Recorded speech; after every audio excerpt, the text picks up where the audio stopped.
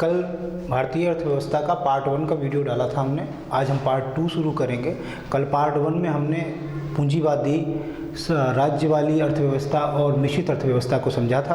आज कल इसकी स्टोरी फॉर्मेट में हमने समझने की कोशिश की थी। आज हम उसका थोड़ा डिटेल वर्जन जानेंगे, जो IAS और PCS को थोड़ा सा IAS और PCS के वर्जन के टाइप का होगा, और लेखपाल का तो उसमें पूरा काम हो ही जाएगा। तो हमारी कोशिश रहेगी कि थोड़ा सा ज़्यादा डिटेल हो जाए। आज ध्यान से पढ़िएगा, काफ़ी फैक्ट होंगे, काफ़ी थिंकर्स के नाम होंगे, काफ़ी अर्थव्यवस्था के सोचने वाले थिंकर्स होंगे, उनके बारे में बातें होंगी, क्योंकि वही ये संकल्पना लेके आए हैं। तो आज हम वही शुरू करने वाले हैं। ध्यान दीजिएगा, आज का वीडियो इम्पोर्टेंट रहेगा।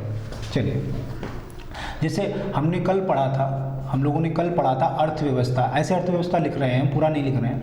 अर्थव्यवस्था की प्रणालियाँ, पहले प्रणालियाँ मतलब है किस किस प्रकार की अर्थव्यवस्थाएं जो थी वो चल रही थी। अर्थव्यवस्था की प्रणालियाँ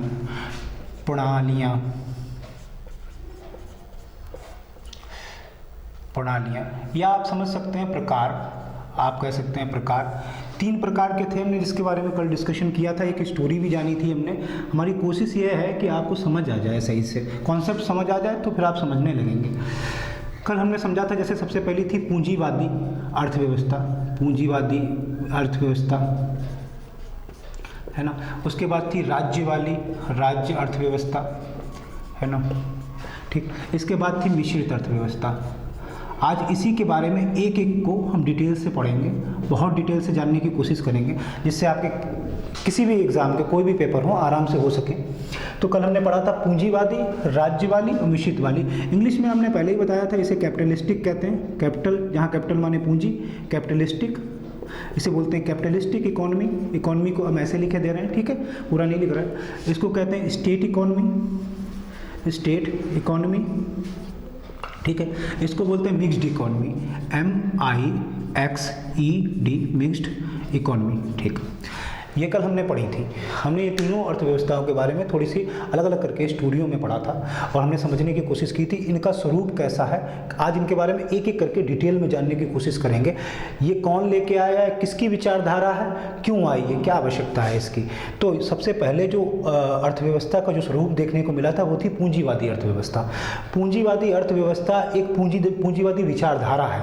ये विचारधारा का जनक कौन है, ये विचारधारा कौन लेके आया, इस विचारधारा में ऐसा क्या था, क्या बातें हो रही थी ऐसी विचारधारा में। तो इसे हम समझने की कोशिश करते हैं। 1 बाय 1 हम इसे अब डिटेल में जानेंगे, 1 बाय 1 करके। तो सबसे पहले हम पूंजीवादी को जानने की कोशिश करते हैं। चलिए, ध्यान से सुनिएगा, काफ़ी फैक्चुअल डाटा होगी, ध्यान से सुनिएगा आप।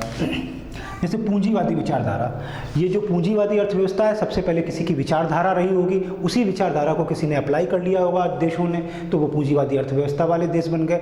आपको पूंजीवादी नाम से शब्द लग रहा है, इसमें वर्चस्व किसका आपको दिखने में लग रहा है? अगर हम कहें तो इसमें वर्चस्व आपको किसको दिख रहा है? आपको वर्चस्व इसमें दिखेगा पूंजीपतियों का। जो देश में पूंजीपति हैं, पूंजीपतियों का वर्चस्व देखने को मिलेगा। यानी सारे डिसीजंस जो हैं, सारे के सारे डिसीजंस इस अर्थव्यवस्था में, सारे के सारे डिसीजंस इनके हाथ में हैं, पूंजीपतियों के हाथ में। कितना उत्पादन करना है, अगर हम दिमाग लगाते हैं, कितना उत्पादन करना है, कितना हमको उत्पादन करना है, कैसे उत्पादन करना है, कैसे उत्पादन करना है, क्या कीमत रखनी है, ये सारे डिसीजन जो लिए जाते हैं ऐसी अर्थव्यवस्था में, सारे डिसीजन जो हैं वो पूंजीपति लोग लेते हैं। ये सारे डिसीजन, कितना उत्पादन करना है, कैसे उत्पादन करना है, क्या उत्पादन करना है, क्या कीमत रखनी है। मान लीजिए कोई भी चीज़ ऐसे उत्पादन करनी हो, उन्हें पूंजीपति लोग तो अपनी फैक्ट्री लगाते हैं। उन्होंने लगा दी एक फैक्ट्री अपनी, ये लीजिए एक उनने फैक्ट्री लगा दी। इस फैक्ट्री के माध्यम से वो कुछ भी बनाना चाह रहे हैं यहाँ पर, तो कितना बनाना है, जितनी उनकी मांग है उतना ही बनाएंगे वो, और उतना ही उत्पादन करेंगे, अपनी ही कीमत रखेंगे। सुई से लेके जहाज, जो भी वो कुछ बना रहे हैं, सब कीमत अपनी रखते हैं। इस विचारधारा में सरकार का रोल नहीं होता। अगर हम इस विचारधारा में देखें तो गवर्नमेंट का कोई रोल नहीं होता, कोई रोल नहीं होता। इन्हें फ्री हैंड छोड़ा जाता है, तो इसमें गवर्नमेंट का कोई रोल नहीं होता है। तो ये विचारधारा कौन लेके आया है, कौन इस विचारधारा का जनक है, किसकी बातें सबने मानी हैं, इसके बारे में थोड़ा सा डिटेल जानेंगे, जिसमें हमेशा UPSC ने और UPPCS ने क्वेश्चन बनाए हैं, ठीक है। और आपके लेखपाल में तो आएगा ही आएगा, ये लेखपाल वीडियो का तो पूरा मटेरियल है ही। तो ठीक है, अब आगे शुरू करते हैं। देखिए, ध्यान दीजिएगा, ये पूंजीवादी विचारधारा का जो स्टार्टिंग जहाँ से होती है, वो व्यक्ति का नाम है जो इस संकल्पना का जनक है। उस व्यक्ति का नाम है एडम स्मिथ।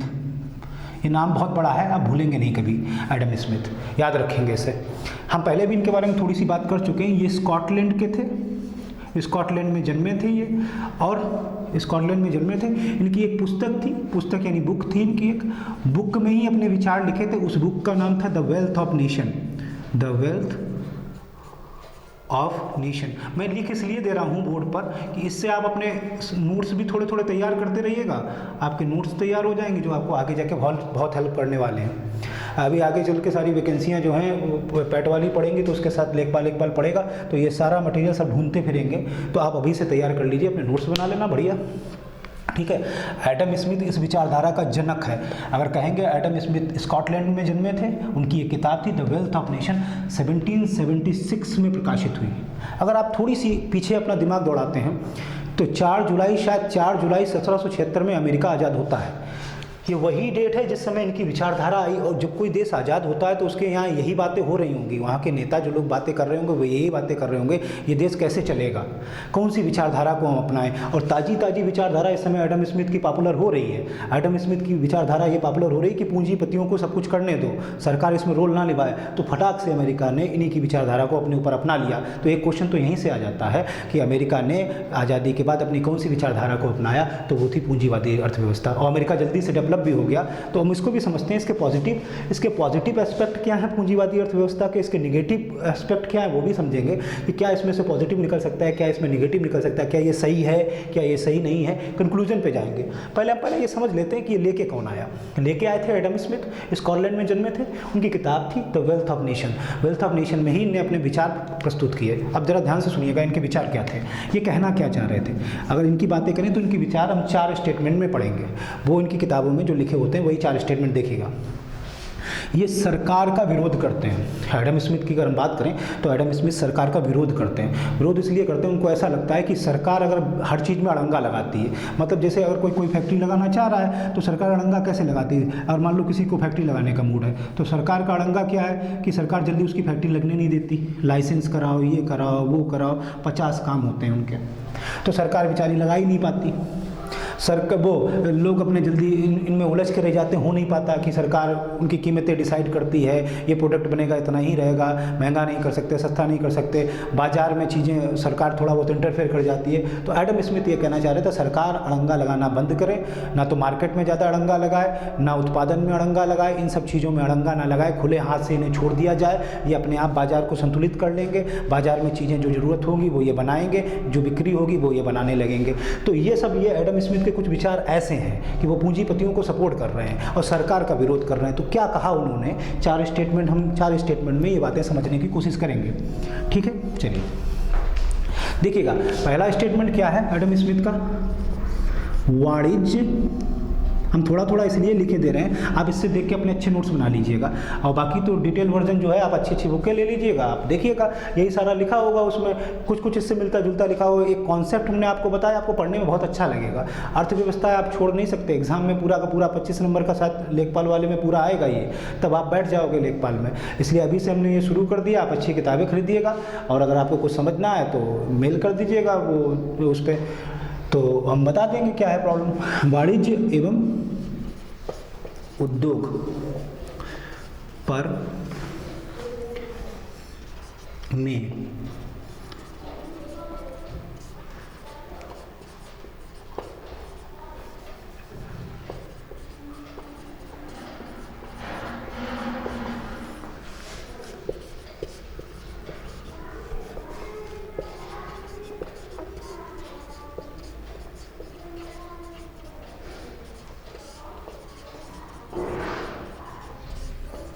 आज ये आपका पूरा चैप्टर हम कोशिश करेंगे ये पूरा चैप्टर आपका खत्म हो जाए, 2-3 नंबर का क्लियर हो जाए। और बड़ी परीक्षा जैसे आप मेंस लिखेंगे तो पूरा 10 नंबर का होता है पीसीएस या आईएएस में, वैसे जितने भी क्वेश्चन बन सकते हैं, अभी हम लास्ट में बोलते हैं कितने बन सकते हैं, बहुत सारे क्वेश्चन बनेंगे और बहुत सारे बनते भी हैं। देखिए पहला स्टेटमेंट क्या था एडम स्मिथ का, इसे समझिएगा। इसमें देखो हम छेड़छाड़ नहीं कर सकते, मतलब इसमें से हम कुछ भी वर्ड नहीं बदल सकते, जो वर्ड वही है वही वर्ड लिखे जाएंगे, उन्हीं वर्डों को समझेंगे। जैसे हम पॉलिटी में वर्ड नहीं छेड़छाड़ सकते हैं, जो अनुच्छेद में लिखे होते हैं वही होते हैं, समझ सकते हैं इनको, समझिए बहुत आसान है।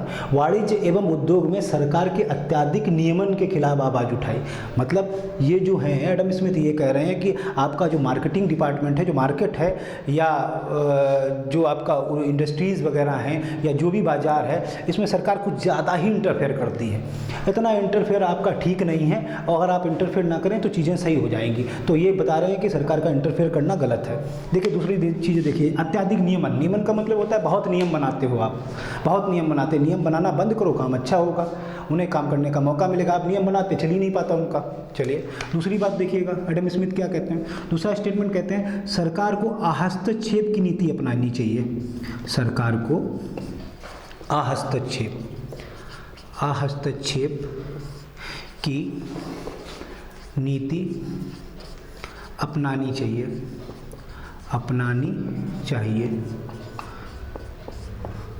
देखिए सरकार को हस्तक्षेप की नीति अपनानी चाहिए। हस्तक्षेप का मतलब होता है non interference.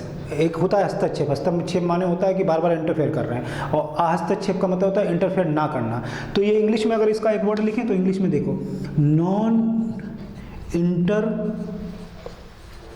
Interference by the government. Non interference by the government, इसका मतलब है सरकार को हस्तक्षेप की नीति अपनानी चाहिए। एडम स्मिथ कहते हैं बीच बीच में बार बार इंटरफेयर ना करो, करने दो उन्हें, जो भी कर रहे हैं वो वास्तव में ठीक कर देंगे। एक और चीज़ें देखो, एक तीसरा स्टेटमेंट है, बाजार की शक्तियों में अदृश्य हाथ संतुलन की स्थिति लाएंगे। संतुलन की स्थिति लाएंगे और आम आदमी की स्थिति सुधरेगी। आम आदमी की स्थिति सुधरेगी। ये कह रहे हैं बाजार की शक्तियों में अदृश्य हाथ संतुलन की स्थिति लाएंगे और आम आदमी की स्थिति सुधरेगी। इसका क्या मतलब है? इसका मतलब ये बाजार की शक्तियाँ होती हैं, जैसे बाजार में डिमांड होती है, सप्लाई होती है। बाजार में मार्केट कैसे काम करता है? मार्केट तो डिमांड सप्लाई से ही काम करता है। मांग होती है तो सप्लाई होती है, कभी मांग ज़्यादा हो जाती है, सप्लाई कम हो जाती है तो महंगाई आ जाती है। हम जानते हैं मांग बहुत ज़्यादा हो गई, सप्लाई शॉर्ट हो गई तो चीज़ें महंगी हो जाएंगी। अभी 10 आदमी मांगे जाके एक ही चीज़ को, जैसे कोई मार्कर है, 20 आदमी जाके एक ही मार्कर को मांगने लगे जाके, और मार्केट में मिले ना, सारे बिक जाएँ तो मार्केट तो कॉमन सी बात है, मार्केट महंगा हो जाएगा। तो डिमांड सप्लाई ऐसे ही है। उन्होंने कह रहा बाजार की जो शक्तियाँ हैं उसमें अदृश्य हाथ मतलब होते हैं पूंजीपतियों के हाथ। एकदम जब ये प्रवेश करेंगे बाजार में तो चीज़ें जो हैं वो संतुलन में आ जाएंगी, खूब मार्केट अच्छा बन जाएगा, डिमांड खूब आएगी, सप्लाई खूब होगी, खूब ज़्यादा तरीके से। और जितना ज़्यादा डिमांड सप्लाई बढ़ेगी, डिमांड की मांग ज़्यादा होगी, सप्लाई की मांग ज़्यादा होगी, उतनी ज़्यादा फैक्ट्रियाँ डेवलप होंगी। फैक्ट्रियाँ डेवलप होंगी तो लोगों को रोजगार मिलेगा। लोगों को रोजगार क्यों मिलेगा? क्योंकि फैक्ट्रियाँ ज़्यादा होंगी तो रोजगार मिलेगा। अगर अब डिमांड ही नहीं होगी मार्केट में, आप सोच के देख लीजिए, अगर मार्केट में डिमांड नहीं होगी, जैसे वर्तमान में देख लीजिए कई सारी चीज़ों की डिमांड नहीं होती तो वो चीज़ें पिट जाती हैं। और मार्केट में डिमांड होगी तो उससे रिलेटेड फैक्ट्रियाँ खूब डेवलप होंगी। अगर फैक्ट्रियाँ डेवलप होंगी तो आम लोगों को रोजगार मिलेगा, और लोगों को रोजगार मिलेगा तो उनकी स्थिति सुधरेगी। ऐसा वो कहना चाह रहे हैं, तो इन्हें करने दीजिए। उन्होंने कहा था कि बाजार में अदृश्य हाथों को आने दीजिए। अदृश्य हाथ मतलब पूंजीपतियों के हाथों को आने दीजिए। वो कुछ करेंगे, वो करेंगे तो बाजार सुधरेगा। बाजार सुधरेगा तो फैक्ट्रियाँ लगेंगी तो लोगों को रोजगार मिलेगा। अगर हम इस बात को समझ के देखते हैं तो इसमें सीधे सीधे बात ये समझ आ रही है कि इसमें रोजगार खूब मिलेगा लोगों को, और आम आदमी की जो स्थिति है वो सुधर जाएगी। एडम स्मिथ ऐसा कहते हैं। एडम स्मिथ एक बात और भी कहते हैं, चौथा स्टेटमेंट, वो कहते हैं बाजार में प्रतिस्पर्धा जरूरी है। बाजार में प्रतिस्पर्धा तो जानते हैं आप, कंपटीशन। प्रतिस्पर्धा जरूरी है कि ज़्यादा से ज़्यादा कंपनियाँ आएंगी और ज़्यादा से ज़्यादा फैक्ट्रियाँ बाजार में आएंगी। ज़्यादा से ज़्यादा कंपनियाँ आएंगी, ज़्यादा से ज़्यादा फैक्ट्रियाँ आएंगी बाजार में, तो प्रतिस्पर्धा होगी, कंपटीशन होगी। तो चीज़ें जो हैं ये पहले तो बाजार में खूब सारी चीज़ें अवेलेबल हो जाएंगी, कुछ सस्ते दामों में भी हो जाएंगी, है ना। मार्केट खूब बढ़िया सा डेवलप हो जाएगा। ये एडम स्मिथ की एक विचारधारा है। एडम स्मिथ यही कहना चाह रहे हैं इन स्टेटमेंट के माध्यम से कि सरकार का इंटरफेयर ना हो, सरकार ज़्यादा इंटरफेयर ना करे, पूंजीपतियों को काम करने दो, वे खूब सारी फैक्ट्रियाँ लगाएं आएंगे, बाजार को सही कर देंगे, लोगों को रोजगार मिलेगा, लोगों को खुशहाल जीवन होगा, बढ़िया से चलेगा, ये सब बताने की कोशिश कर रहे हैं। और जैसे ही अमेरिका आज़ाद हुआ उसे इनकी बातें इतनी ज़्यादा अच्छी लगी, उसने तुरंत ही अप्लाई कर दिया अपने पे, और वहाँ की अर्थव्यवस्था एकदम पूंजीवादी हो गई। फिर धीरे धीरे करके यूरोप में बहुत जगह ये पूंजीवादी अर्थव्यवस्था चलने लगी, खूब बढ़िया से चलने लगी। अब हम जरा ये जो उनका लिखी पढ़ी बातें हैं, हम देसी अंदाज में थोड़ी सी बातें समझने की कोशिश करते हैं। आप भी समझिएगा, हम दोनों एंगल से इसे समझते हैं, ये तो पॉजिटिव एंगल है और निगेटिव एंगल, दोनों एंगलों से हम इसे समझते हैं। आपको बस अभी इतना याद रखना है कि एडम स्मिथ क्या कहते हैं, उनकी भी विचारधारा पूंजीवादी विचारधारा। आपसे वन वर्ड का क्वेश्चन यही आएगा, पूंजीवादी विचारधारा का जनक कौन है? एडम स्मिथ है। उनकी पुस्तक का नाम क्या है, कहाँ के हैं, और ये जो लिखा है हमने, ये 4 पॉइंट, इससे आपके आईएएस और पीसीएस में कथन निष्कर्ष बनाए, वो कथन बनाए जाते हैं। कथन ए ये कहता है, कथन बी ये कहता है, एडम स्मिथ का कथन 1 बना लेगा, कथन 2 बना लेगा। ये हम लास्ट में सॉल्व करेंगे कि क्या होता है। आज चैप्टर हम इसे खत्म करने की कोशिश करेंगे, थोड़ा डिटेल जानने की कोशिश है। तो ये तो पूंजीवादी अर्थव्यवस्था के बारे में कुछ स्टेटमेंट थे जो एडम स्मिथ कहते हैं, यही इनके जनक भी हैं और यही बता रहे हैं। अब हम अपने देसी अंदाज में इसे समझने की कोशिश करेंगे, क्या वास्तव में पूंजीवादी अर्थव्यवस्था के कोई निगेटिव पॉइंट भी हो सकते हैं, क्या कुछ निगेटिव निकल सकता है कि नहीं। चलो हम ये जानने की कोशिश करेंगे, देखिएगा मेरी बातों को, देखते हैं।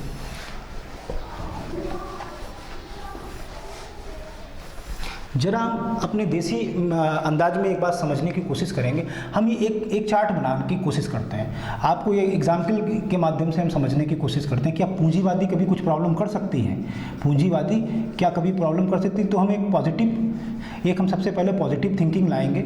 एक पॉजिटिव थिंकिंग, पॉजिटिव मतलब है कि हम ऐसा मानेंगे कि ये सही है, और अमेरिका जैसी अर्थव्यवस्था ने माना और वो जल्दी से डेवलप हुई हैं, तो लगता है ये सही है। तो देखते हैं जरा पॉजिटिव थिंकिंग, और एक निगेटिव थिंकिंग भी लेके आएंगे। क्या ये दूसरा भी सोच के देखेंगे हम अपनी तरफ से। देखिए, जब तक आपके दिमाग में सोचने की ताकत नहीं आएगी ना, आप इंटरव्यू फेस नहीं कर पाएंगे, आप लोगों को फेस नहीं कर पाएंगे, आप अखबार समझ नहीं पाएंगे। आप सोचेंगे ना तो ये सब मजाक हो जाएगा। अगर आप सोचने लगे, समझने लगे, दिल से अगर इसमें ऐड हो गए ना, ये सब मजाक हो जाएगा, फिर का वन वर्ड रह गया, आपको तो सारा का सारा पता है ना। पॉजिटिव थिंकिंग क्या है, नेगेटिव थिंकिंग क्या, हम इसके बारे में अपने एंगल से सोच रहे हैं। आप भी सोचिए, आप हम लोग मिलकर सोचते हैं ना, आप घर पे सोचना अच्छी तरीके से। ऐसा हम मानते हैं, हम एक ऐसा ये मानते हैं कि हम एक गाँव ले लेते हैं। हम एक पहले भी एक स्टोरी माता पिता वाली सुना चुके हैं। हम गांव ले लेते हैं, ये गांव है, गांव में कुछ लोग जो हैं वो फैक्ट्रियां लगाना चाहते हैं, और गांव में एक मुखिया भी है। हम मानते हैं कि ये गांव में कुछ लोग हैं जो फैक्ट्रियां लगाना चाहते हैं, फैक्ट्री लगाना चाहते हैं गांव के। अच्छा, इसे एक कोई गांव होता है, आपने देखा होगा, गांव में कुछ लोग पैसे वाले होते हैं, 10-12 लोग ऐसे होते हैं जिनके पास काफ़ी पैसा होता है। तो अब ये माना जा रहा है कि मान लीजिए कोई गाँव है, हमारा एक कोई गाँव है, इस गाँव में 10-12 लोग पैसे वाले हैं, 10 लोग कम से कम बहुत पैसे आए, इनके पास बहुत पैसा है। तो गांव के मुखिया जो है उसे आप सरकार की तरह मान लीजिए, गांव का मुखिया है। तो इस विचारधारा के हिसाब से हम समझेंगे। तो इन 10 लोगों ने मुखिया से कहा कि गांव हमें चलाने दो, तुम चला नहीं पाओगे, गांव हमें चलाने दो। कौन चलाना चाह रहे हैं? ये 10 लोग जिनके पास पैसा जाता है। और ये 10 लोग कह रहे हैं कि हम फैक्ट्री लगाएंगे, लोगों को रोजगार मिलेगा। बहुत बढ़िया। मुखिया ने कहा बहुत बढ़िया बात है, ये तो अच्छी बात है कि तुम इंटरफेयर नहीं करोगे बार बार। तो उन्होंने कहा ठीक है, हम इंटरफेयर नहीं करेंगे। ये भी तो कहना चाह रहे हैं, एडम स्मिथ भी तो कह रहा था ना तुम इंटरफेयर ना करना, तो मुखिया इंटरफेयर नहीं कर रहा। अब ये 10 लोग हैं, जरा इनका देखना। 10 लोग फैक्ट्री लगाना चाहते हैं। ये देखो फैक्ट्री लग रही है, ये फैक्ट्री लग रही है, इसमें लोग जाएंगे काम करने के लिए। ये फैक्ट्रीज डेवलप हो रही हैं, इसमें लोग जाना चाहते हैं, जाएंगे काम करने के लिए। ये सब भाग रहे हैं यहाँ फैक्ट्री की तरफ। गाँव वाले सब तो भागेंगे ही, काम मिल ही जाएगा उन्हें, इन फैक्ट्रियों की तरफ भाग रहे हैं कि काम इन्हें मिल जाएगा। हम सोचते हैं इन्हें काम मिल गया, सबको रोजगार भी मिल गया, ठीक है। जो प्रोडक्ट बनेंगे, देखिए हम अगर पॉजिटिव थिंकिंग देखें, अब इसकी पॉजिटिव थी। अब ये सारी चीज़ें आपने समझी, जरा आप थोड़ा सोच के देखना, मेरी बातों को समझना। घर के लोग ये समझते हैं ये ठीक है, जो कुछ भी बनेगा उत्पादन कौन करा रहा है? उत्पादन पूंजीपति करा रहे हैं, वही बताएंगे कि क्या उत्पादन करो, क्योंकि उनको ही तो बिचवाना है। कितना उत्पादन करना ये भी यही डिसाइड करेंगे, कितना उत्पादन करना है, क्या कीमत रखनी है वो भी यही डिसाइड करेंगे। अब कुछ बातें आपको मेरी याद रखनी होंगी, वो ये है, अगर तुमने गांव के मुखिया को सरकार जैसा मान के चले थे, तो तुम जरा हमें एक बात ये बताना कि इन लोगों ने ये उत्पादन करना शुरू कर दिया, हम ये मानते भी हैं, गांव के लोगों को रोज़गार मिल भी गया, गांव के लोगों को रोज़गार मिल गया। क्या एक बात मेरी बताना, गांव के लोगों को रोज़गार मिलेगा, क्या सबको रोज़गार मिल सकता है? नहीं मिलेगा। क्या सबको रोज़गार मिल सकता है? नहीं। जो कर सकता है काम उससे रिलेटेड, जो थोड़ा टेक्निकल जानता होगा वो कर सकता है, वो उसको रोज़गार मिल जाएगा। कई ऐसे होंगे बूढ़े बिहारे होंगे, उनको रोज़गार नहीं मिलेगा, बहुत सारे ऐसी चीज़ें होंगी, आपने देखा होंगे बहुत सारे ऐसे लोग होंगे जिनको रोजगार के साथ साथ बहुत सारी चीज़ें और भी नहीं मिलेंगी, जो सुविधाएं मिल जाती हैं सरकार से वो उन्हें नहीं मिलेंगी। अगर हम ये देखते हैं, पॉजिटिव थिंकिंग देखते हैं, तो गाँव के लोगों को रोजगार, हम मान लेते हैं कि रोजगार मिल गया सबको, सबके घर अच्छे चलने लगे, लेकिन एक मेरी निगेटिव चीज़ सोच के देखना, जरा निगेटिव चीज़ सोच के ये देखना है, क्या सड़कें बनेंगी आपकी? सड़कें मुखिया बनवा सकता था, सड़कें ये बनवाएंगे? ये अच्छा, ये क्यों? अच्छा देखो, जो पैसे वाले जो फैक्ट्रियां लगा रहे हैं वो आपकी सड़कें काहे बनवाएंगे? उन्हें इससे क्या लेना देना? हाँ, वो सड़क जरूर बनवा सकते हैं जहाँ से उनका माल ढोया जाता है, ऐसा मान सकते हैं, वो माल ढो के जा रहा है, उसमें दिक्कत आ रही है, वो सड़क बना दो। और क्या सब जगह सड़कें बनेंगे? क्या आपके गाँव में लाइटें लगेंगी? लाइटिंग होगी? फैक्ट्री के आसपास तो लाइटें मिल सकती हैं, क्या गांव में जगह जगह लाइटिंग हो सकती है? नहीं। अच्छा, एक बात और ध्यान रखिएगा, जिनको रोजगार नहीं मिला उनको खाना मिलेगा? खाना मिलेगा? नहीं। देखिए निगेटिव में, और चीज़ें भी निगेटिव में जरा हम सोच के देखते हैं, इनको खाना भी नहीं मिलेगा, इनको खाना भी नहीं मिलेगा, लाइटिंग का भी नहीं है, ये चीज़ें तुम देखो निगेटिव में जा रही हैं। और एक सबसे बड़ा क्वेश्चन समझते हैं, बहुत सारी चीज़ों को छोड़ो, एक सबसे बड़ा क्वेश्चन समझते हैं। देखो क्वेश्चन का आंसर देखते हैं। अगर ये पूंजीपति मान लेते हैं, दो चीज़ें समझना, अगर मान लो कोई ऐसी महामारी आ गई कोरोना की तरह, महामारी आ गई, हम आज का एग्जाम्पल ले लेते, कोरोना की तरह मान लो कोई महामारी आ गई, सपोज करो अगर कोरोना की तरह कोई महामारी आ गई, तो इनकी जो फैक्ट्रियां लगी हैं गांव में, यानी उद्योग या फैक्ट्री जो भी आप समझना चाह रहे हैं, गांव में उद्योग या फैक्ट्री जो लगी हैं, ये तो बंद, सप्लाई बंद हो जाएगी, सप्लाई भी बंद हो जाएगी, डिमांड भी बंद हो जाएगी, क्योंकि लोग बाहर निकलेंगे ही नहीं, डिमांड सप्लाई दोनों बंद होंगी। बताइए, है महामंदी आ जाएगी, कोई महामंदी की कंडीशन होगी, ये बंद हो जाए। अब मेरी बात का आंसर आप कर देना। देखो अगर फैक्ट्रियां बंद होंगी तो गांव से रोजगार गया, गांव से रोजगार गया, मुखिया को तो पहले ही लात मार दी आपने, मुखिया को तो आप पहले से ही लात मार चुके हैं। तो जब मुखिया के आप लात मार चुके हैं और गांव से रोजगार चला गया, क्योंकि पूंजीपति चले गए, उनका तो सब बैठ गया, अब आपका पेट कौन पालेगा? आप मुझे बता दीजिए, अब आपका पेट कैसे पलेगा? क्योंकि मुखिया को तो आप लिफ्ट देते ही नहीं थे, और पूंजीपतियों ने अपना वर्चस्व दिखाया, अपना पैसा इकट्ठा कर लिया। हो सकता है बहुत सारा माल उनके पास रखा हो, दबा हो, लेकिन काम पे ही तो पैसा देंगे, फ्री में पैसा काहे देंगे? और आज आपने कोरोना में देखा, क्या देखा आपने कि सरकार ने घर घर तक राशन बांटा, ये देखा आपने सरकार ने गैस सिलेंडर दिए, घर ऐसा कोई भूखा ना रह जाए, तो 5 किलो या 4 किलो जो भी चावल आटा जो कुछ भी मिल सकता है, लोगों ने भी एक दूसरे की मदद की, सरकार ने बहुत बढ़ चढ़ के मदद की, घर घर जा के हमारे डीएम, हमारे एसडीएम या सीडीओ जो भी हो सकते थे, और जितने भी लड़के कार्यकर्ता थे सब इस फील्ड में दौड़े, सरकार ने एनजीओ को लगा दिया, पूरी ताकत अपनी सरकार ने झोंक दी, उन्हें देखो कोरोना वॉरियर्स का नाम दे दिया, बेचारों ने जा के सरकार ने इतना बड़ा रोल निभाया, एक एक घर पे कम से कम भूखे सोने नहीं दिया। कुछ छूट गए हों तो छूट गए हों, तो कुछ अपवाद तो हर जगह होते हैं जो सरकार को उल्टा सीधा कहते हैं, लेकिन इसे राजनीतिक एंगल नहीं लेना है। लेकिन सरकार का एक प्रयास रहा, क्यों प्रयास रहा? क्योंकि सरकार ने अपना रोल निभाया है। अब हम पूंजीपति की बात कर रहे हैं, जैसा कि एडम स्मिथ कर रहे हैं, वे तो सरकार का रोल मानते ही नहीं है, और यहाँ पे सरकार का रोल ही नहीं है। तो अब हम बात कर रहे हैं ना, कोरोना आया है, पूंजीपति देश है आपका, बल्कि है नहीं है तो हमारा मिश्रित, लेकिन मान लेते हैं पूंजीपति गाँव है, कोरोना आया हुआ है, पूंजीपतियों ने तो अपना ताला लगा दिया फैक्ट्री में, अब आपको रोटी कौन देगा? आप बता दीजिए, इस क्वेश्चन का आंसर ढूंढ लो तो पूंजीपति अर्थव्यवस्था आपकी सॉल्व होगी। इसका यही कंक्लूजन है, आप इसका आंसर ढूंढ लीजिए, ये पूंजीपति अर्थव्यवस्था की प्रॉब्लम ही सॉल्व होगी। जो शुरू में बहुत अच्छी लग रही थी, सबने अप्लाई किया, अमेरिका ने भी अप्लाई किया, लेकिन जब आर्थिक महामंदी आई 1929 में, उनकी भी बैठ गई सारी कहानी, सब जगह तालाबंदी होगी, तब लगा कि ये गलत है, तब लगा ये गलत है, इसमें कुछ और भी होना चाहिए था बदलाव। लेकिन शुरू में एडम स्मिथ की जो विचारधारा है वो कुछ ऐसा कहती थी, और आप इसे देख लीजिए मेरे एग्जाम्पल से। अगर गांव में ऐसा चल रहा होता और मुखिया को आप पहले ही भगा चुके तो मुखिया का क्या होता? अब इस समय आपकी मदद कौन करता? और ये तो चलो मान लिया अब प्राकृतिक हुआ ऐसा, और अगर अप्राकृतिक होता वे पूंजीपति खूब रुपया बटोर के भाग गए होते, फिर बाद में तुम क्या करते? फिर बाद में जाते, मुखिया साहब हमें बचा लो, हम भूखे मर रहे हैं। तो मुखिया कहता अब हम क्या करें बेटा, हम तो शुरू से कह रहे थे वे लोग भाग जाएंगे। तो पूंजीवादी अर्थव्यवस्था के ऊपर अगर सारा कुछ छोड़ दिया जाएगा तो ये कुछ लगता नहीं है कि कुछ बिगड़ जाएंगी कहानियाँ। आप भी सोच के देखिएगा, मैं तो सोच ही रहा हूँ, आप देखिएगा अमेरिका ने भी जो ट्रायल किया था उसके बाद ऐसा जब बिगड़ी कहानी तो उनके भी समझ आई। तो एडम स्मिथ की जो सबसे पहली विचारधारा थी वो पूंजीवादी के ऊपर थी, और ये पॉजिटिव थिंकिंग हो सकती है कि रोजगार होंगे, फैक्ट्रियाँ लगेंगी, फैक्ट्रियाँ लगती तो रोजगार तो होगी, लेकिन अगर सरकार कोई रोल नहीं निभाएगी, सरकार अगर कोई रोल इसमें नहीं निभाती है तो ये स्थिति तो आनी ही आनी है। जैसे देखा कोरोना आ गया, लोगों का काम चला गया, घरे चले आए, लेकिन सरकार ने एक रोल निभाया, कम से कम उनका काम चला गया पूंजीपतियों के हाथ से, तो अपना खाना तो पहुंचा दें, तो सरकार का इसमें देखो रोल था, उधर पूंजीपति में थे, इधर सरकार का भी रोल था, तो दोनों मिलकर मिश्रित है हमारी, है ना। तो इधर देखिए जरा, इसमें ये क्या चल रहा है, ये सारा। तो आपको अब समझ आया होगा पूंजीवादी के कुछ निगेटिव भी थॉट हो सकते हैं। आप पॉजिटिव भी सोच के ना चलना कि पूंजीवादी केवल एडम स्मिथ बहुत बढ़िया कही गए हैं, पहले वही थे बहुत अच्छा बोल गए, ऐसा कुछ नहीं है। इसमें निगेटिव भी है, और निगेटिव ना हो, निगेटिव है इसीलिए मिश्रित आई है, वरना मिश्रित कभी आती ही नहीं। तो आप ये बात समझ आए कि क्या एडम स्मिथ की थ्योरी है, उसका कंक्लूजन क्या है, ये पहली बात है। अब जरा और आगे सुनिएगा, समझने की कोशिश करते रहिएगा, ठीक है। अभी थोड़ा सा हम बोलने में आपको लग रहा होगा कि कॉन्टेक्ट सही से नहीं हो पा रहा है। ऑफलाइन तो काफ़ी समय से पढ़ा रहे हैं, हमें कोई दिक्कत नहीं रही है। अब आजकल में थोड़ा सा हो रहा है, टेक्निकल चीज़ें हैं थोड़ी सी, तो इधर उधर हो जाती हैं, हमें कुछ समझ नहीं आ रहा खुद भी, ठीक है। आप थोड़ा सा कॉन्टेक्ट बना के रखिएगा, हमारे पास साथ जुड़े रहिएगा। चैनल को लोगों के सामने जो है ज़्यादा से ज़्यादा शेयर कर दीजिएगा, सब जगह पहुंच सके।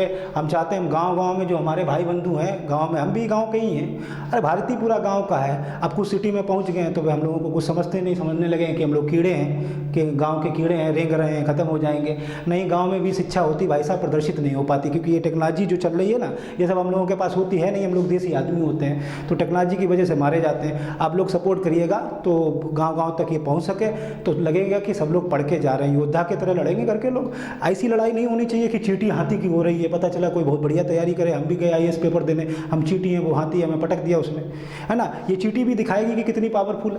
आप लोग सपोर्ट करिएगा, है ना, हम आपके घर तक ऐसी चीज़ें पहुंचा देंगे, बहुत आसान हो जाएंगी ये इससे ज़्यादा कहीं कुछ नहीं पढ़ रहे होंगे, और इससे ज़्यादा भी जरूरत पड़ेगी हम बहुत ज़्यादा डिटेल जाएंगे, बहुत कुछ पता है इन सब चीज़ों के बारे में। पूरा GS आप समझ लीजिए, IAS PCS का मैं तैयार करा दूंगा, कोई टेंशन आप मत लेना, आप दिमाग में ना रखना। बुरा लगता है हमें तब कि जब हमें लगता है हमारे जैसे भाई बंधु जो हैं ये तकलीफ़ें झेल के यहाँ तक पहुँचे हैं, और सही मुकाम पे इसलिए नहीं पहुँच पाए क्योंकि इनके पास पैसा नहीं था। पैसे के चक्कर में बहुत बेइज्जती हुई है भैया, बहुत बेइज्जती हुई है, और अब हम चाहते नहीं कि हमारे जैसा कोई और उसकी बेइज्जती हो। आप लोग करिएगा कोशिश, ठीक है, हमें थोड़ा सा जोड़ के रखिएगा और इधर उधर फैला दीजिएगा। मुझे ये सब बोलना नहीं आता, क्या कहा जाता है वो, इसलिए मैं इधर लिख देता हूँ कि रोजगार एकेडमी है, ये लाइक शेयर सब्सक्राइब कमेंट बताया है मुझे ये सब कहने के लिए, मैं नहीं कह पाता ये सब, ठीक है। आगे चलते हैं। एडम स्मिथ की बातों के बाद जो हमने कंक्लूजन समझा, उसमें थोड़ी सी बातें और समझते हैं। आप समझिएगा, ठीक है, और खूब सोचना इसको, जितना आप समझ लोगे ना आप अर्थशास्त्री बन जाओगे। अच्छा, एक बात बताते हैं, जितने जो पूंजीपति लोग होते हैं ना घर के देश में, जैसे अंबानी हैं, बड़े बड़े पूंजीपति लोग हैं, मैं किसी का भैया अन्यथा नहीं आप ले लेना, मैं किसी का बुराई नहीं कर रहा, मैं तो एक कीड़ा हूँ, बेकार में मसल देंगे सब लोग मिलके। तो मैं एक बात कहना आपसे ये चाह रहा हूँ कि जो ये पूंजीपति लोग होते हैं, हम लोग देखो अर्थव्यवस्था से कितना डरते हैं, हम तुमको ये बताना चाह रहे हैं। ये जितने ये पूंजीपति लोग हैं जिनके पास खूब पैसा है, ये अपने बच्चों को कहाँ भेजते हैं, ये इंग्लैंड भेजते हैं, अमेरिका भेजते हैं। पता पढ़ने क्या भेजते हैं, पढ़ने भेजते हैं इकोनॉमिक्स। आप देखोगे इन लोगों की डिग्रियां चेक करोगे तब तो आपको लगेगा लंदन स्कूल ऑफ इकोनॉमिक्स से पढ़े हैं, अमेरिका के कहीं school university top listed university से इकोनॉमिक्स पढ़ने जाते हैं। क्यों? इकोनॉमिक्स पढ़ के अर्थव्यवस्था इनकी जो है बहुत मजबूत हो जाएगी, तो बिजनेस में बड़ी काम आएगी। हम लोग इकोनॉमिक्स से इतना डरते हैं, हम प्रत्येक सब्जेक्ट से डरते हैं। हमने अपनी बनाई ली है ऐसी हालत कि हम वन वर्ड कब तक करेंगे वन वर्ड यार, थोड़ा ढंग से पढ़ लो, उनके जैसे हो जाएंगे। 1-2 बार कर लो प्रयास, बहुत आसान है। ज़्यादा से ज़्यादा मेरे साथ कोऑपरेट करेंगे 6-7-8 महीने में आपका इतना कॉन्सेप्ट बना दूंगा कि किसी के सामने 100 बातें बोल लोगे, डरोगे नहीं कभी भी। डरने तो दूंगा ही नहीं मैं। चलिए, तो ये पूंजीवादी अर्थव्यवस्था की थोड़ी बातें और जान लेते हैं। इसके और भी नाम हैं, जैसे और नाम क्या है, जैसे इसे कहते हैं फ्री इंटरप्राइजेस सिस्टम, इसे बोलते हैं प्राइवेट इंटरप्राइजेस। प्राइवेट मैं ऐसे लिख दे रहा हूँ, private enterprises, private enterprises system, private enterprise. आप नोट्स बना लेना, ठीक है, आप सब लोग नोट्स बना लेना, यहीं पे मार हो जाती है हम लोगों की, है ना। नोट्स आप बढ़िया बना लीजिएगा, मैं जो लिख रहा हूँ, और कुछ अच्छी किताबें खरीद लीजिएगा। मैं किसी किताब को प्रमोट नहीं करना चाहता, आप किताब अपनी समझ से अच्छी खरीद लीजिएगा, जो आपको समझ आए किताब वो खरीदो, सीधी बात है। ज़्यादा कोई बता दे ये खरीद लो वो खरीद लो, आपको समझ नहीं आएगी, ले बैठे हो, है ना। प्राइवेट इंटरप्राइजेस सिस्टम, ठीक है। दूसरा है, इसका दूसरा नाम है free enterprises, free enterprises system, free enterprises system दूसरा। तीसरा इसका बहुत पॉपुलर नाम है जिसका नाम है मार्केट इकोनॉमी, मार्केट इकोनॉमी, हम इस इकोनॉमी, बाजार अर्थव्यवस्था, इसे हिंदी में बोलते हैं बाजार अर्थव्यवस्था। तो ये बहुत बार नाम आते हैं आपके, ये याद रखिएगा कि पूंजीवादी अर्थव्यवस्था को प्राइवेट इंटरप्राइजेज सिस्टम के नाम से जाना जाता है। वो कहते हैं निम्नलिखित में से किसे प्राइवेट इंटरप्राइजेज सिस्टम के नाम से जाना जाता है? पूंजीवादी अर्थव्यवस्था। फ्री इंटरप्राइजेज सिस्टम नाम से किसे जाना जाता है? पूंजीवादी अर्थव्यवस्था। मार्केट इकोनॉमी किसे जाना जाता है? पूंजीवादी अर्थव्यवस्था को। तो ये पूंजीवादी अर्थव्यवस्था के कुछ नाम हैं, इन्हें इस तरीके से जाना जाता है। एडम स्मिथ की थ्योरी है, इससे रिलेटेड ये सारी बातें हैं। ये थोड़ा सा ये सारा का सारा जो भी हमने थोड़ा सा आपको बताया पूंजीवादी अर्थव्यवस्था के बारे में। अब हमें लगता है आपको चीज़ें समझ आ रही होंगी। थोड़ा सा और अपना मंथन करना दिमाग से, चीज़ें समझ आ जाएंगी। कुछ समझ ना आए तो आप हमें फिर मेल करिएगा, ठीक है। चलिए आगे चलते हैं। नेक्स्ट हमने पूंजीवादी अर्थव्यवस्था को थोड़ा डिटेल में समझने की कोशिश की। इसी प्रकार हम एक और चीज़ समझते हैं, दूसरी वाली समझते हैं, जिसका नाम है राज्य अर्थव्यवस्था।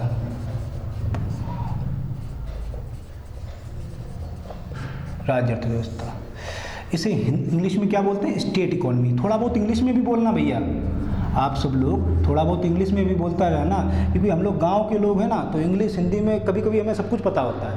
आपको देखो मैं इसलिए लिख रहा हूँ, कभी कभी हमें राज्य अर्थव्यवस्था पता होगी, पूंजीवादी भी पता होगी, लेकिन कोई ऐसे भाई लोग मिल जाएंगे हमारे, वो भी हमारे ही भाई हैं, थोड़े पढ़ गए ज़्यादा हैं, इसलिए शायद कई तो बहुत अच्छे होते हैं कि जिन्हें गुरूर नहीं होता, कई ऐसे होते हैं जिन्हें थोड़ा बहुत घमंड आ जाता है, हम लोगों को देहाती कहने लगते हैं। लेकिन फिर भी हम इसलिए कह रहे हैं कि हम लोग इसे स्टेट इकोनॉमी समझेंगे, ठीक है।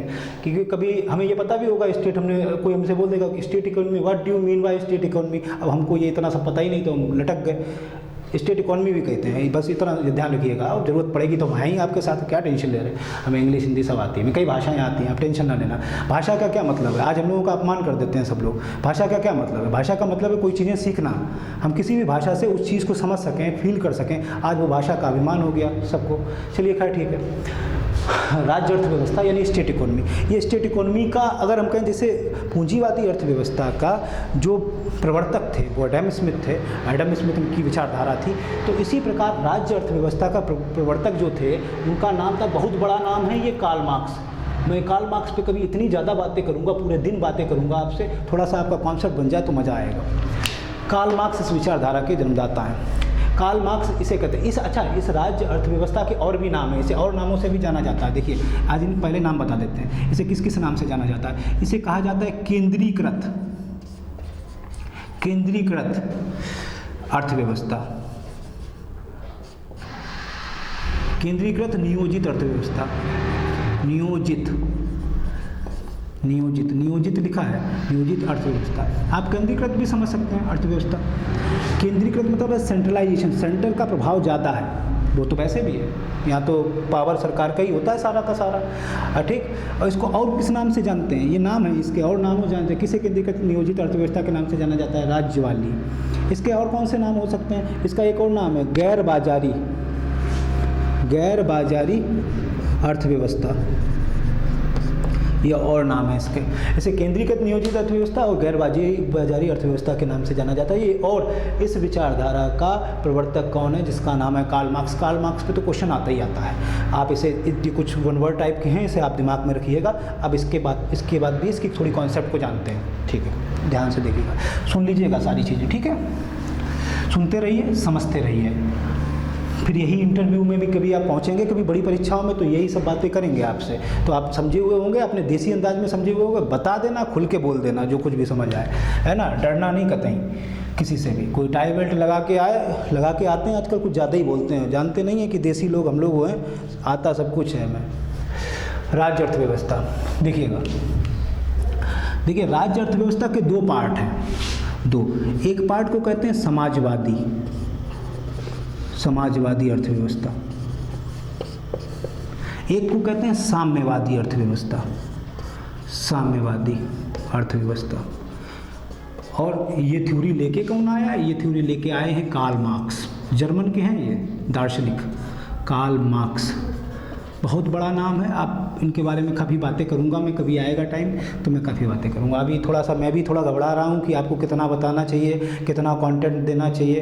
पता नहीं आपको लग रहा हो कि शायद भैया ज़्यादा डिटेल जाने की सर कोशिश कर रहे हैं। मैं इसलिए जाने की कोशिश कर रहा हूँ, जो भी मुझे पता है, सारा तो नहीं बता पा रहा हूँ, जितना भी 30 और 40% बता रहा हूँ, मैं ये बता रहा हूँ आप किसी से कमज़ोर ना लगें, आप इतने पावरफुल हो जाएं कि आप किसी से भी बात कर सकें। कोई कहीं भी पढ़ रहा हो, कोई कितना भी ज्ञानी हो, आपके अंदर क्षमता है, आप अखबार भी समझ लें, क्या कहना चाह रहे हैं ये लोग सब समझ आ जाए आपको ज़रा।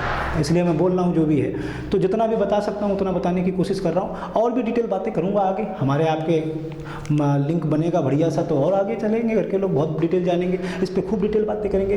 वैसे मुझे इस पर बहुत बातें करनी ही हैं इन दोनों चीज़ों पर, लेकिन इसकी बातें मैं कभी और करूँगा, ज़्यादा बातें करूँगा। आज मैं थोड़ा सा बता के एग्जाम्पल से आपको निकल रहा हूँ यहाँ से, क्योंकि आज चैप्टर ये हम ख़त्म करना चाहते हैं, नहीं तो वीडियो पता नहीं कितना लंबा हो जाएगा अगर इस पर हम ज़्यादा ही बातें करने लगे तो। ठीक है, देखिए जो भी अभी बताने वाला हूँ मैं समाजवादी और साम्यवादी के बारे में। समाजवादी अर्थव्यवस्थाएं कैसी होती हैं, साम्यवादी कैसी होती हैं, ये पता कैसी हैं? होती राज्य के अंदर ही हैं। ये राज्य वाली अर्थव्यवस्था के ही दो पार्ट हैं। जो राज्य की अर्थव्यवस्था होती है, जो राज्य वाली स्टेट इकोनॉमी होती है, उसी में एक हिस्सा निकला हुआ है समाजवाद, एक निकला हुआ है साम्यवादी अर्थव्यवस्था।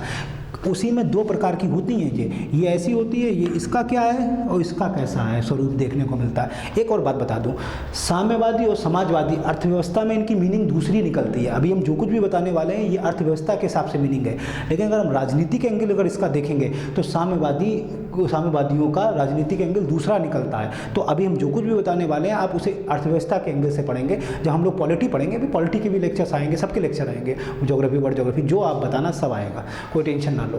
तो सब इसी स्टाइल में आएगा, इससे ज़्यादा ही अच्छा आएगा और अच्छा ही आएगा। डे बाई डे हम अच्छे होते चले जाएंगे, कॉन्टैक्ट बनने लगेगा आपसे भी, तो फिर बढ़िया हो जाएगा थोड़ा सा।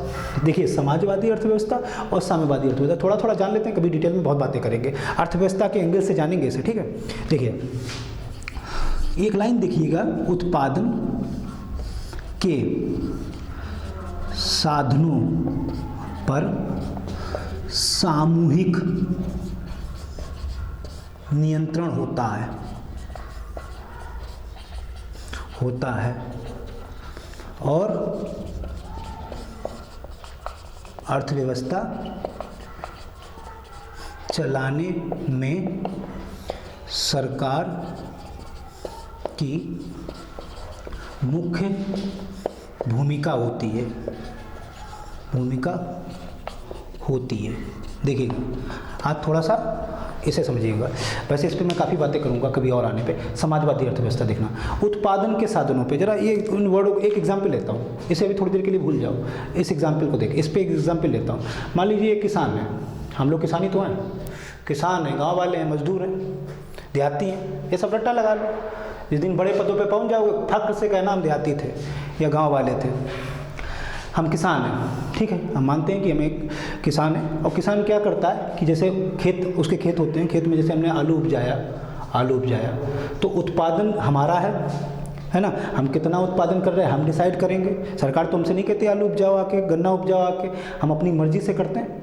तो मर्जी से करना, समाज अपना मर्जी से करता है, समाज अपने संसाधनों पे कब्जा है। समाज का संसाधन मतलब जो भी संसाधन, सर हमारी ज़मीन है, हमारी खेत में पानी आ रहा है, जो कुछ भी है सब हमारा संसाधन है। नदी के किनारे पड़ रहा तो नदी का पानी काट लेते हैं, थोड़ा बहुत मिल जाता है हमें पानी, तो संसाधन हमारे हैं। प्राकृतिक संसाधनों का भी इस्तेमाल कर लेते हैं हम, जो भी मिल जाता है हमें। इसके अलावा हमारी अपनी ज़मीन है, तो समाज के हमारे अपने साधन हैं। उन साधनों पर समाज अपना फसल करता है, अपनी इच्छा से करता है, तो हमने अपनी इच्छा से किया। देखो उत्पादन के साधनों पर सामूहिक नियंत्रण है, हमारा अपना नियंत्रण है।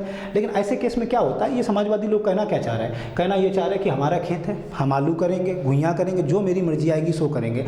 बस हमारा क्या करे सरकार, आलू बिकवा दे अच्छे दामों में बिकवा दे, आलू बिकवा दे, गन्ना बिकवा दे। तो सरकार का रोल कहाँ पे है कि हम अपनी मर्जी से करेंगे, तो इसलिए ये समाजवाद है। हम अपनी मर्जी से करेंगे और सरकार मेरे लिए ये रोल काम करे कि मेरी चीज़ें बिकवा दे, तो सरकार मेरे लिए मार्केट लेके आए। तो ऐसी व्यवस्था को समाजवादी अर्थव्यवस्था कहते हैं। समाजवाद जिसमें सरकार अर्थव्यवस्था को चलाने की ऐसे कोशिश करती है और संसाधनों पर थोड़ा बहुत सरकार का भी वर्चस्व होता है बाकी लोगों का अपना वर्चस्व होता है। साम्यवादी कैसे होते हैं, जरा गौर करिएगा मेरी बातें। साम्यवादी कैसे होते हैं, साम्यवादी अर्थव्यवस्था कैसी होती है, ये देखिए अर्थव्यवस्था के एंगल से हम पढ़ रहे हैं साम्यवादी का, राजनीति के एंगल का नज़रिया दूसरा है। देखिए साम्यवादी कैसे होते हैं, साम्यवादी के बारे में थोड़ी सी बातें कर लेते हैं। देखिए साम्यवादी होते हैं उत्पादन के साधन पर उत्पादन के साधन पर सरकार का पूर्ण नियंत्रण होता है, पूर्ण नियंत्रण होता है, पूर्ण नियंत्रण होता है। यहाँ तक कि श्रम भी सरकार के कब्जे में होता है। जरा बहुत अच्छा एग्जाम्पल दूंगा और आपको आराम से समझ आ जाएगी। देखिए, उत्पादन के साधनों पे सरकार का पूर्ण नियंत्रण होता है, यहाँ तक कि श्रम भी सरकार के कब्जे में होते हैं। मैं एक एग्जाम्पल से ही अपनी बात करूंगा। एग्जाम्पल है चीन का। ये रूस का है, ये रूस का एग्जाम्पल। समाजवादी अर्थव्यवस्था सबसे पहले किसने अपनाई थी? रूस ने, सोवियत संघ ने। ये चीन ने अपनाई थी। ये पूछा जाता है आपसे, लिख लीजिएगा यहाँ पे ब्रैकेट में, सोवियत संघ। ये सोवियत संघ है, इसी ने सबसे पहले ये विचारधारा अपनाई थी। इसे किसने अपनाई थी? 1985 से पहले चीन की ऐसी थी। 1985 से पहले चीन ऐसी थी। अब तो ये कोई सब बदल गए हैं, अब तो सब बदल गए हैं, पहले से पढ़ रहे ना। तो उत्पादन के साधनों पे सरकार का पूर्ण नियंत्रण होता है, यहाँ तक कि श्रम सरकार के कब्जे में। मतलब जो उत्पादन करना है वो भी सरकार ही डिसाइड करेगी, कितना करना है वो भी सरकार ही डिसाइड करेगी, क्या करना है वो भी सरकार डिसाइड करेगी, कितनी कीमत रखनी है वो भी सरकार डिसाइड करेगी, मजदूरी कितनी किससे करवानी है वो भी सरकार डिसाइड करेगी। एग्जाम्पल ले लो चीन का। आप भारत में इतने सारे वीडियो बनाते, देखो मैं भी वीडियो बना रहा, मेरा भी वीडियो यूट्यूब पे चल रहा होगा, या जो भी लोग जैसे देख रहे होंगे, या आप देख रहे हैं कि हम लोग न्यूज़, हमारे इंडिया में न्यूज़ वाले हैं, इन सबका देखो जगह जगह पे सब चल रही होती है न्यूज़, सब लोग देख रहे होते हैं। आज तक मैं बताओ, तुमने चीन की कौन सी न्यूज़ देखी? बता दो, चीन की कौन सी न्यूज़ देखी? चीन में कौन सी ऐसी चीज़ तुमने देखी? कुछ दिख पाता है आपको? इसलिए नहीं दिख पाता, वहाँ नियंत्रण किसका रहता है? सरकार का।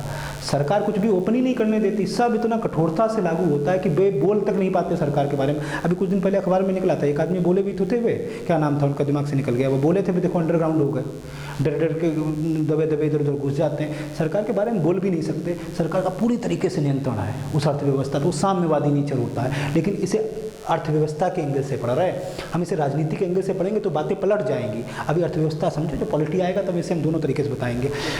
उत्पादन देखिए, चीन का रवैया आपने देख लिया होगा, चीन का रवैया कैसा रहता है। अब तो खैर चीन भी बदल गया थोड़ा बहुत, अब बाजार वाला उसने अपना लिया, इसलिए व्यापार होने लगा। अब वहाँ से भी व्यापार होने लगा, क्योंकि सभी अर्थव्यवस्थाएं बदल गई हैं, सबने थोड़ा सा बाजार को अपने में मिला लिया, सब थोड़ी थोड़ी सी मिश्रित बन गई हैं देखने में। तो चीन में भी अब व्यापार होने लगा, थोड़ा बहुत दिख जाता है आपको, लोग जाते आते रहते हैं, लेकिन कुछ भी और चीन में आपको दिखता है? आप इमेजिन करके बताइए, कुछ भी चीन में आपको दिखता है? कोई भी चीन की बातें यहाँ तो हर देखो, हर राजनेता बोल रहा होगा यूट्यूब पे, या जहाँ देखो वहाँ पे पब्लिसिटी जोरदार हो रही होगी, वहाँ पे देखो किसी की पब्लिसिटी का नहीं हो रही। आपने देखो डाल के देखना ये सारी चीज़ें, कुछ भी जानकारी आपको क्यों नहीं है? साम्यवादी नेचर है इनका। साम्यवादी इतने कठोर होते हैं, ऐसे होते हैं जो सब कुछ कब्जा, पूरे संसाधन हर चीज़ पे उनका कब्जा हो जाता है, कुछ भी ओपन ही नहीं उनका होता, वे सब अपने हिसाब से चला रहे होते हैं, सब अपने डिसीजंस होते हैं उनके, सारे के सारे सरकार के होते हैं। और एक समाजवादी रूप है, एक देखो साम्यवादी रूप है। और ये दोनों अर्थव्यवस्थाएं कौन सी हैं? राज्य वाली हैं। यानी यहाँ मुखिया कौन है? सरकार। इसमें भी सरकार है, इसमें भी सरकार है। ये आपको थोड़ी सी ज़्यादा ठीक लग रही होगी इसके कंपैरिजन में, ये वाली थोड़ी सी ठीक लग रही है, लेकिन कुल मिलाकर सरकार का दोनों जगह रोल है। अच्छा इमेजिन कर लो, ये भी आपको अच्छी लग रही होगी कि समाज का वर्चस्व है और सरकार ये काम करेगी कि वो ऐसा करेगी। लेकिन अगर हम गौर करें समाजवादी अर्थव्यवस्था पे, अगर सरकार का रवैया थोड़ा हिटलर टाइप का हो गया तो ये ऐसी तो लगेगी देखने में, एक ही जैसी तो लगेगी। और शुरू में जब सोवियत संघ का जब दौर था, वो भी क्रांति है, वो सारी चीज़ों के समय वो जो भी रहा आप जानते हो, वर्ड हिस्ट्री में जानेंगे कि जब सोवियत संघ का शुरू का दौर था तो उनके यहाँ भी तो कुछ ऐसे ही था, बहुत डेंजरस था, वे हर चीज़ों पे कब्जा बना के रखते थे। लेकिन धीरे धीरे उनके में भी परिवर्तन हुआ, परिवर्तन के चक्कर में तो उनका बहुत कुछ बंटवारा तक हो गया था चीज़ों का। खैर वो हम बाद में जानेंगे और डिटेल में। समाजवादी और साम्यवादी, आपने ये बात समझी होगी, ठीक है। अब इसके आगे चालू होती है, अब ये दो संकल्पनाएं आई, इसके बाद अगली बात आती है मिश्रित की। आज हम ये सोच रहे हैं कि ये आपका पूरा चैप्टर जो है ये हम ख़त्म कर दें, ख़त्म हो जाएगा पूरा चैप्टर, आपके पास एक कॉन्सेप्ट हो जाएगा, एक स्टोरी हो जाएगी, लिखने की ताकत, बोलने की ताकत सब आ जाएगा आपके पास, और वन वर्ड के क्वेश्चन सारे हो जाएंगे, कौन पूंजीवादी है, कौन मिश्रित है। कि आज इतना ही रखते हैं, हमें लगता है कि आज इतना ही रखना चाहिए, लंबा वीडियो हो गया कहीं तो आपको थोड़ा सा अच्छा एक बस बात बोल दे रहे हैं, उसके बाद कल इसके आगे शुरू करेंगे मिश्रित वाला थोड़ा बड़ा कॉन्सेप्ट है। लेकिन इसे एक चीज़ ज़रा आप समझ लीजिएगा, ये आपस में पहले दोनों खूब लड़ते थे।